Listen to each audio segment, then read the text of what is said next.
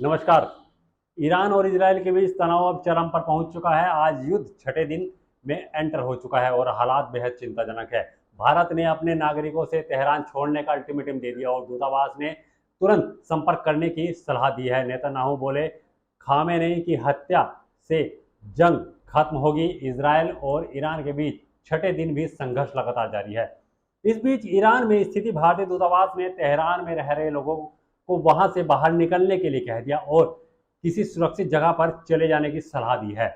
Iran और Israel में चल रहे संघर्ष को देखते हुए भारतीय विदेश मंत्रालय में 24/7 कंट्रोल रूम बनाया। कंट्रोल रूम ने संपर्क करने के लिए कुछ नंबर शेयर किए हैं। आप इन नंबर पर संपर्क कर सकते हैं। आप ये नंबर हमारे डिस्क्रिप्शन बॉक्स से निकाल सकते हैं। इन नंबरों की पूरी जानकारी आपको डिस्क्रिप्शन बॉक्स में मिल जाएगी। इसके अलावा ईरान के तेहरान में भारतीय दूतावास ने 24/7 आपातकाल हेल्पलाइन शुरू की है और उनके भी नंबर जारी किए गए। वो नंबर भी आपकी सहायता के लिए डिस्क्रिप्शन में सेव कर दिए गए हैं। आप उन नंबर पर फोन कर किसी भी तरह की सहायता ले सकते हैं। अब कुछ ही घंटे पहले अमेरिकी राष्ट्रपति डोनाल्ड ट्रंप ने भी तेहरान में रहने वाले सभी लोगों को तुरंत शहर खाली करने की चेतावनी जारी कर दी थी। इजराइल के तेहरान पर सोमवार रात कई बार एयर स्ट्राइक की। वहीं ईरान ने इजराइल की राजधानी तेल अवीव और हाइफा पर बमबारी की। इजरायली पीएम नेतन्याहू ने जंग खत्म करने को लेकर कहा कि आयतुल्ला खामेनेई की हत्या से जंग बढ़ेगी नहीं बल्कि खत्म होगी। इजरायली हमलों में अब तक 224 ईरानी मारे जा चुके हैं जबकि 1481 लोग घायल हुए हैं। वहीं इजराइल में अब तक 24 लोग मारे जा चुके हैं जबकि 600 से ज़्यादा लोग घायल बताए जा रहे हैं। इजराइल ईरान संघर्ष में आपको 6 दिन का पूरा अपडेट बताते हैं। पहले दिन पर चलते हैं। ईरान पर फिर इजरायली एयर स्ट्राइक शुरू हुआ। दोबारा न्यूक्लियर ठिकानों पर हमले किए गए। दूसरे दिन में इजरायली हमले में 138 ईरानियों की मौत हुई। रक्षा मंत्री ने धमकी दी कि तेहरान जला देंगे। तीसरे दिन में ट्रंप ने दावा किया कि और कहा कि ईरान और इजरायल का समझौता होगा। दोनों देशों में लड़ाई लगातार जारी है। चौथे दिन भी इजरायल ने तेहरान में न्यूज चैनल की बिल्डिंग पर बम गिराए। एंकर बार बार बची। पांचवें दिन लगातार युद्ध कहें या फिर संघर्ष कहें लगातार जारी है। इजरायल ने सोमवार को जो तेहरान में ईरान की सरकारी TV channel IRIB news channel के ऑफिस में बमबारी की, इसमें 3 लोग घायल हुए। IRIB ने मंगलवार सुबह इसकी जानकारी दी। अमेरिकी अधिकारियों ने सोमवार को इजरायल और ईरान के बीच बढ़ते तनाव को देखते हुए अमेरिका ने मिडिल ईस्ट और यूरोप में अपने सैन्य ताकत बढ़ा दी है। अमेरिका ने इन जगहों पर और फाइटर जेट्स में तेल भरने वाले प्लेन और वॉरशिप तैनात किए।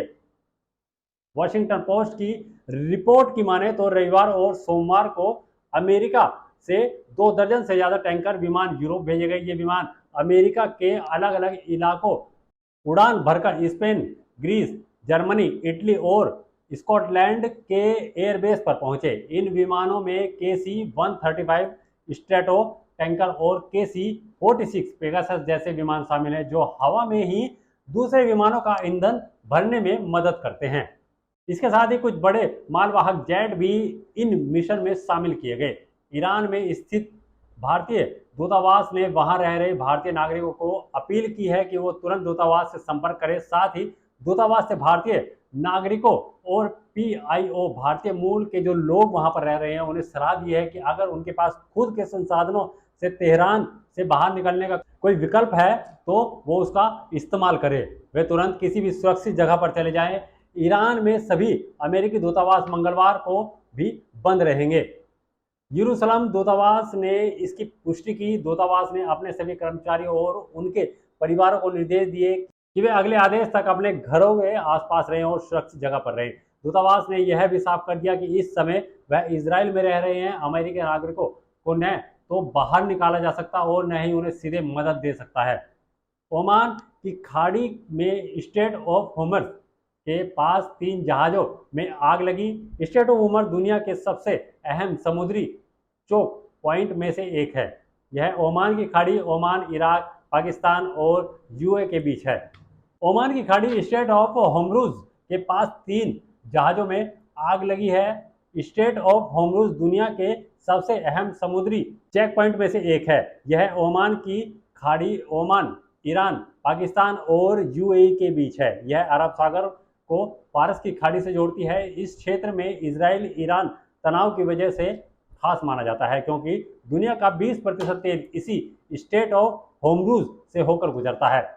ईरान धमकी दे रहा है कि वह इस रास्ते को बंद कर सकता है, जिसका असर तेल बाजार और वैश्विक अर्थव्यवस्था पर पड़ सकता है। इधर चीन भी बौखला उठा है। इजराइल के राजदूत लिटर ने यह भी कह दिया कि आने वाले दिनों में ईरान पर और बड़ा हमला हो सकता है। कनाडा में हुए G7 समिट में शामिल सदस्यों देशों ने इजराइल ईरान संकट पर चिंता जताई और एक साझा बयान जारी किया। इस बयान में उन्होंने ईरान से तनाव कम करने की अपील की है। वहीं यह भी साफ कर दिया कि इजराइल को अपनी सुरक्षा का पूरा अधिकार है। यह बात साफ है कि इजराइल को अपनी रक्षा करने का अधिकार है और ईरान के पास कभी भी परमाणु हथियार नहीं होना चाहिए। ईरानी न्यूज़ एजेंसी नूर ने दावा किया कि ईरान ने तबरीज शहर के पास इजराइल के एक F-35 स्टील्थ फाइटर जेट को मार गिराया है। वहीं इजरायली आर्मी ने कहा कि उन्हें इस तरह की किसी घटना की जानकारी है ही नहीं। इजराइल ने पहले भी ईरान के ऐसे दावों को फर्जी खबर बताकर खारिज किया। ईरान अब तक इजराइल के 4 F-35 गिराने का दावा कर चुका है। अमेरिकी राष्ट्रपति डोनाल्ड ट्रंप ने राष्ट्रीय सुरक्षा परिषद यानी NSC से सिचुएशन रूम में तैयार रहने को कहा है। उन्होंने NSC से कहा कि वे G7 से जल्द लौट रहे हैं। यह जानकारी फॉक्स न्यूज ने दी। व्हाइट हाउस का सिचुएशन रूम एक हाई सिक्योरिटी कमांडर सेंटर है, जहां पर राष्ट्रीय सुरक्षा से जुड़े मामलों पर चर्चा की जाती है। यह आमतौर पर तब होता है जब युद्ध, आतंकवादी हमले या फिर किसी वैश्विक संकट की आशंका होती है। मीडिया रिपोर्ट्स में कहा गया कि NSC को तैयार रहने का निर्देश देना यह बताता है कि ट्रंप को लगता है कि स्थिति गंभीर है और तत्काल फैसला लेने की जरूरत है। माना जा रहा है कि ट्रंप ने ईरान मामले में फैसला लेने के लिए NSC से सिचुएशन रूम तैयार करने को कहा है। इस खबर पर आपकी क्या राय है, हमें कमेंट कर जरूर बताएं और बने रहिए न्यूज़ फ्रंट टुडे के साथ। हम लाते रहेंगे हर सच आपके सामने, सच की ताकत के साथ हर वक्त आपके साथ न्यूज़ फ्रंट टुडे। अगर आप ये खबर फेसबुक पर देख रहे हैं तो वीडियो को लाइक करके पेज को फॉलो करें। इसके अलावा अगर आप इस खबर से यूट्यूब के जरिए जुड़े हैं तो चैनल को सब्सक्राइब करके बेल आइकन दबाना बिल्कुल ना भूलें। नमस्कार।